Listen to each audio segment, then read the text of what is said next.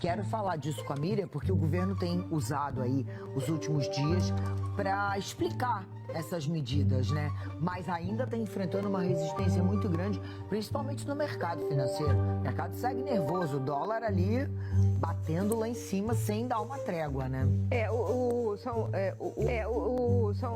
O mercado financeiro está olhando pro pacote e está achando que não é o suficiente. E nessa semana, a Daniela Lima, do Globo News, protagonizou cenas patéticas no canal pago da Globo. E como falar de figurinhas do WhatsApp enquanto o dólar vai lá nas alturas? Eu tô adorando esse negócio de figurinhas, porque as fontes, elas surpreendem quando elas mostram a situação está sob controle, só não sabemos de quem. E além disso, dar as costas para um dos convidados, porque ele começou a falar verdades a respeito das cagadas econômicas do governo. Temos aí 2 anos difíceis, o governo vai fazer um ajuste forte nas contas públicas para equilibrar a dívida, mesmo que dando sinais de médio prazo? Não vai fazer, porque o período é eleitoral, nenhum governo faz ajustes duros em momentos de eleição competitiva como teremos. Então acho que há uma leitura de que a dívida no Brasil está sem controle e isso está assustando investidores locais e globais. Portanto, tem uma busca por dólar num momento globalmente difícil, de baixo crescimento, juros altos. Então acho que é uma decisão racional de tirar dinheiro do país, o que gera, obviamente, toda a desorganização econômica aqui dentro.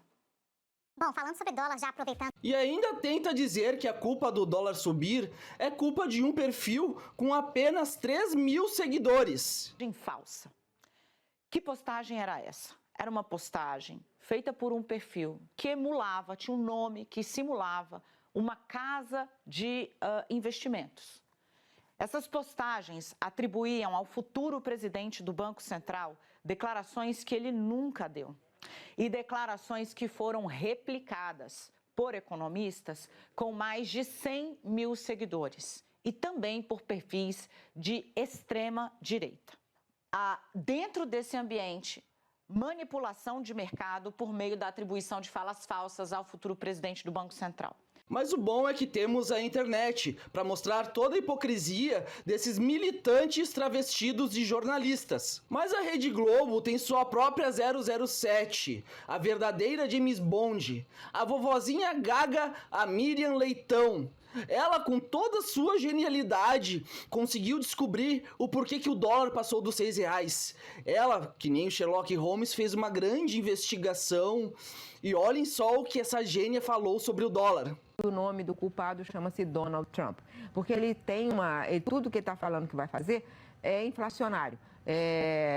Mandar trabalhador embora, ou isso aumenta o custo do mercado de trabalho, ou colocar tarifas contra produtos importados. Tudo isso é inflacionário. Se é inflacionário, o Banco Central americano não pode reduzir tanto assim os juros. Tem que ficar atento. Se os juros americanos são mais altos, isso mexe com todas as moedas do mundo, porque o dólar sobe. E o dólar subiu ontem 2,30 em relação ao euro e 2,82 em relação ao nosso real, que foi o que mais apanhou em 33 moedas seguidas pelo valor. Então, isso é a parte externa. Pessoal, é isso mesmo que nós ouvimos. A culpa do real estar ficando super desvalorizado em relação ao dólar é porque Donald Trump foi eleito presidente lá nos Estados Unidos.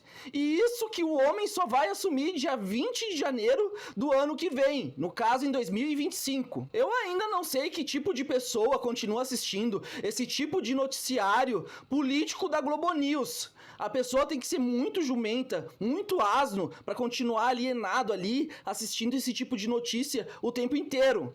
Mas agora, se for para dar boas risadas, vendo um canal como se fosse de comédia e ficção científica, aí tá valendo. Mas culpar o Trump pelo desastre que vive a economia brasileira é uma calhanice, é uma falta de vergonha. Eu acho que ela não consegue nem lembrar quem é o nosso presidente da República, o cachaceiro.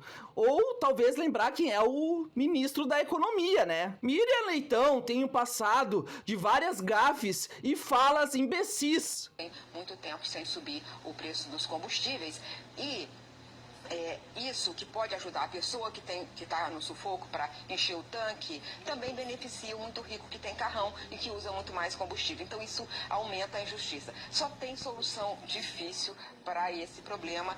Em geral, as soluções que parecem fáceis estão erradas.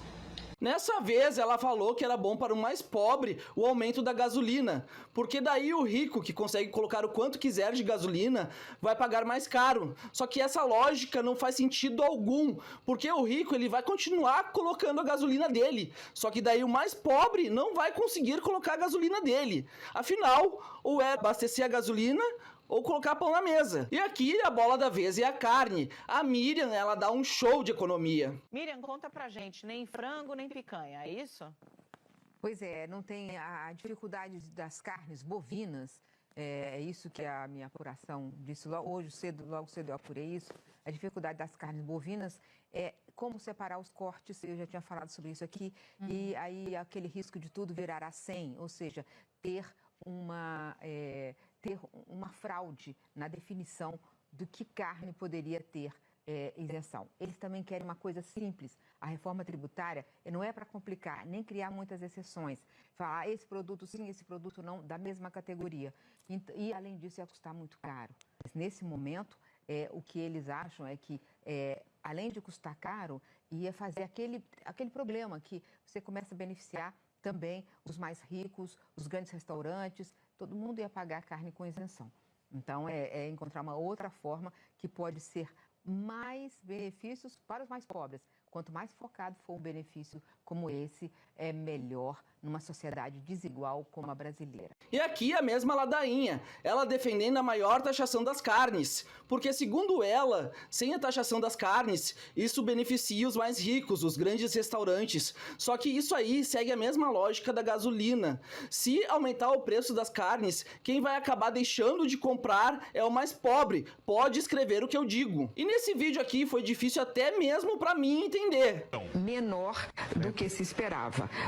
No ano subiu também, mas o fato é o seguinte, Ana Paula, a inflação ela está caindo, está caindo mês a mês. Nesse momento ela sobe por uma razão estatística. A inflação ela sobe. A inflação está subindo. Está subindo, mas está caindo. Porque você tira o número do ano passado, que foi muito baixo artificialmente. Mas, ao mesmo tempo, quando você olha, em geral, o indicador, o que você vê? A inflação de alimentos está caindo muito. A inflação de alimentos no domicílio caiu mais de 1 ponto percentual. A inflação de habitação subiu porque na energia acabou um desconto que estava sendo dado pelo Itaipu.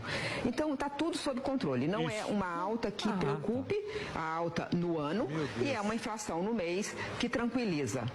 Uma hora ela fala que a inflação tá caindo, em outra hora ela fala que a inflação tá subindo. No meio do caminho ela já não sabe mais o que tá falando. Ela diz que a inflação dos alimentos diminuiu muito, 1%. A mulher tá viajando totalmente na batatinha e ainda se diz economista. Mas na realidade, o que ela é uma passadora de pano oficial do governo. E essa foi mais uma opinião. Se você gostou ou não, deixa aí nos comentários. Se inscreve no canal, dê um like e até a próxima, pessoal.